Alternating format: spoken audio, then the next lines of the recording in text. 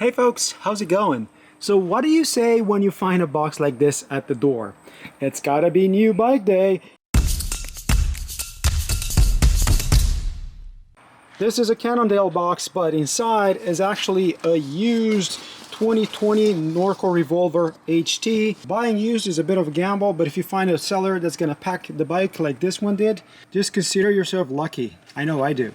And here's the bike, guys. This is the Revolver HT1 2020 model, the most expensive version with a 120mm fork before they moved into the 100mm forks, which is the XTR 2020 and the Axis 2020. As you know, and as you've probably seen on my channel, I've been using Norco Revolver Hardtails for the last little while. And this is the previous generation. That's a 7 or a 27.5 wheeler. This is a 9 series or a 29er. And this 2020 was redesigned pretty much from the ground up to make it more up to date and longer, slacker if you want. And I'm not just talking about the lack of support for front derailleur anymore, but if you look here at this little sticker, you're gonna see that all the dimensions here are quite aggressive for a hardtail, definitely for one that was designated as a race bike. Eagle GX disappeared for 2021 models, but otherwise the frame is identical with this, so let's take a look at how it's built. Like I mentioned, this new frame is one bike specific, so you cannot install a front derailleur anymore. Also on this small frame, you have bosses here for one bottle cage. I assume medium and larger, you're gonna have the second one on the seat tube. But what they've worked on quite a bit is the internal cable routing, and you still have internal cable routing for everything. If you look carefully there, you're gonna see the hose for your brake coming into the chainstay. Then it goes all the way up and it comes out whichever way you want it. If you have motor brakes, it's going to come out here. In my case, I have 2 ports on the other side for hoses or brake hoses. The old bike didn't have provision for more than one cable or hose to go through here. Also, what they have is this little hole here. It's like a port where you can grab all your cables with a tie wrap and keep them from rattling inside. I don't know if that was absolutely necessary, but it was done nevertheless. I already mentioned the aggressive head angle. This is anywhere between 67.8 or 68.5, depending on the fork you have. In my case, it's 67.8. Also, the seat tube angle, this is 75.3 right now, or it would be 76 in case you use the 100mm fork. So the numbers, the geometry numbers are quite different. Also, if you look at the reach, this is a way longer reach bike than the previous model. Just to give you an idea, this small has the 422mm reach. The old medium had 414. Just like the old model, the down tube was not protected with anything. This is a film that was applied by the previous owner. I mentioned that port that mine is ripped off, so I just have a hole over there. You can see the shifter cable coming down here, goes underneath the bottom bracket, then re-enters the chainstay, and it comes out at the bottom. In the past, it was coming from the top of the chainstay. This is a boosted frame, and you see how much space I have left here. These are 225 tires. They say that you can install up to 235. I would argue probably 2.4 is doable in here. And serial number, this is BB92.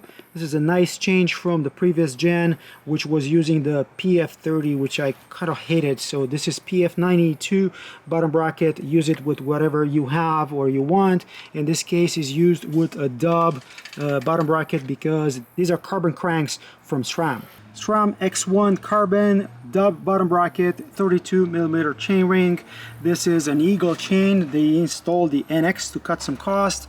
However, you have the 10-50 GX cassette and the 10-50 GX derailleur that doesn't seem to wiggle as much as the early versions of this, so that's a good thing. And to finish the drivetrain, you have an Eagle GX shifter installed with a bar clamp. The half waffle air gun grips are lock-on, and they are attached to a 760 low-rise aluminum bar, which I think is excessive definitely for a small frame. They use the Norco branded 60mm stem.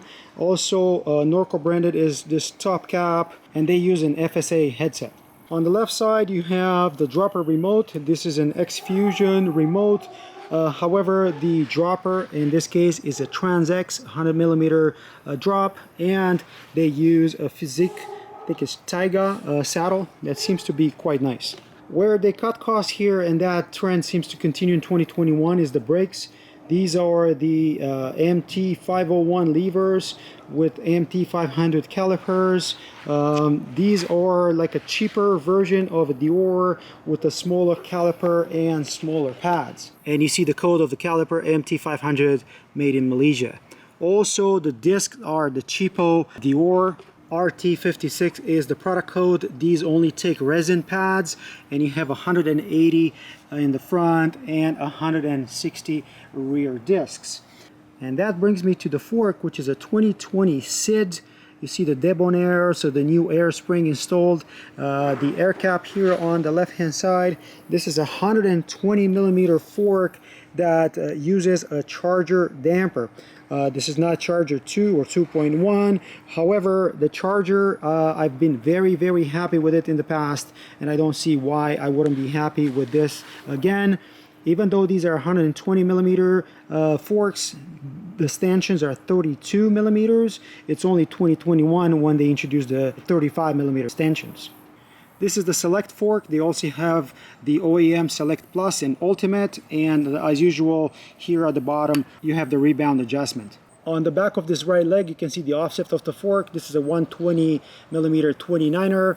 If you go up a bit you're gonna see the serial number, and if you go down on the left leg, if you punch that information into trailhead.rockshocks.com, you're gonna find out everything that needs to be known about your fork. Frame is boosted, so 148mm spacing, and I was pretty happy to see the DT350 hub. This one came with the 18 tooth ratchet, so you may or may not like that. Obviously up front, the same DT350 hub, the spacing is boosted, so 110.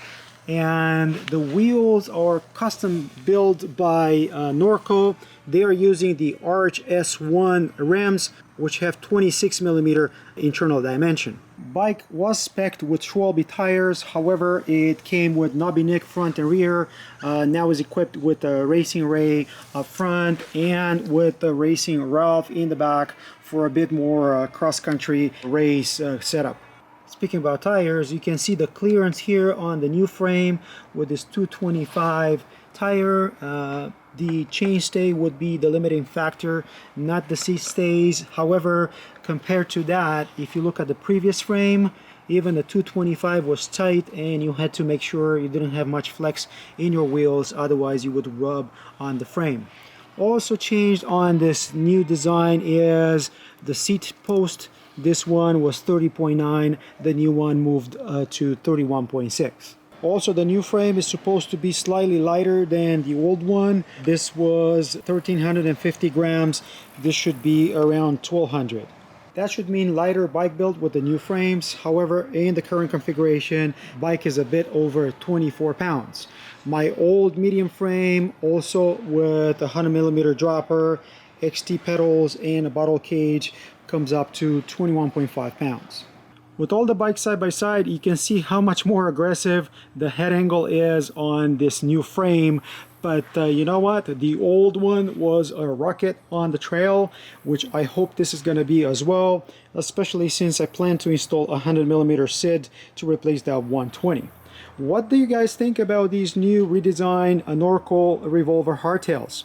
I know everybody is going after full suspension, just like they're going after 4-pot brakes these days, but I think these are some of the fastest bikes out there on the track. And that's the end of my video, folks. If you have any questions, let me know in the comments below.